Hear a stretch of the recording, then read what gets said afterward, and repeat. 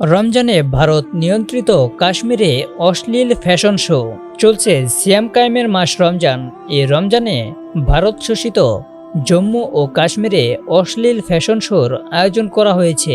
এ ঘটনায় সমালোচনার ঝড় উঠেছে। এমনকি এতে ক্ষোভ ঝেড়েছেন মুখ্যমন্ত্রী ওমর আবদুল্লাহ। সোমবার 10 মার্চ ভারতীয় সংবাদ মাধ্যম এনডিটিভির এক প্রতিবেদনে এ তথ্য জানানো হয়েছে। প্রতিবেদনে বলা হয়েছে, জম্মু ও কাশ্মীরের গুলমার্গ স্কি রিসোর্টে রমজান মাসে একটি ফ্যাশন শো অনুষ্ঠিত হওয়ায় ব্যাপক সমালোচনার সৃষ্টি হয়েছে। এই ইভেন্টে অর্ধনগ্ন পুরুষ ও মহিলাদের স্কিম্পি পোশাকে জাম্পে হাঁটার ছবি অনলাইনে ভাইরাল হয়েছে।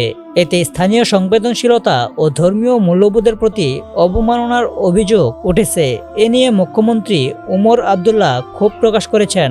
তিনি মানুষের ক্ষোভ ও রাগ সম্পূর্ণ বুঝতে পেরেছেন এবং এ বিষয়ে 24 ঘন্টার মধ্যে রিপোর্ট চেয়েছেন। মুখ্যমন্ত্রী ওমর আবদুল্লাহ বলেছেন, এই পবিত্র মাসে স্থানীয় সংবেদনশীলতার প্রতি সম্পূর্ণ অবমাননা করা হয়েছে। আমি যে ছবিগুলো দেখেছি তা থেকে এটা স্পষ্ট। তিনি শ্রীনগরের জামা মসজিদের প্রধান ও বিচ্ছিন্নতাবাদী হুরিয়াত কনফারেন্সের চেয়ারম্যান মিরওয়াইজ ওমর ফারুকের একটি পোস্ট শেয়ার করে এই মন্তব্য করেন। ওমর ফারুক এই ফ্যাশন শোকে অশ্লীল এবং অগ্রহণযোগ্য বলে অভিহিত করেছেন।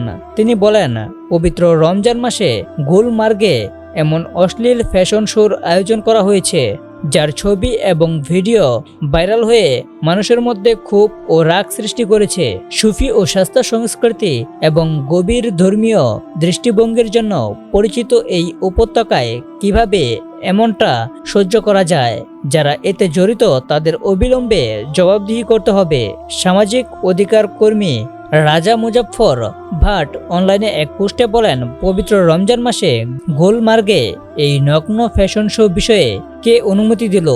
বরফের উপর অর্ধনগ্ন পুরুষ ও মহিলাদের হাঁটার দৃশ্য পর্যটন বিভাগ বা জিডিএর সিই কি কিছু বলবেন?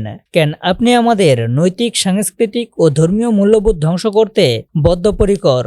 মুখ্যমন্ত্রী ওমর আবদুল্লাহ জানান, তার দপ্তর স্থানীয় কর্তৃপক্ষের সঙ্গে যোগাযোগ করেছে এবং এ বিষয়ে দ্রুত ব্যবস্থা নেওয়া হবে। এ ঘটনায় রাজনৈতিক ও ধর্মীয় মহল থেকে ব্যাপক সমালোচনা উঠেছে এবং অনেকেই এটিকে কাশ্মীরের সাংস্কৃতিক ও ধর্মীয় মূল্যবোধের ওপর আঘাত হিসেবে দেখছে।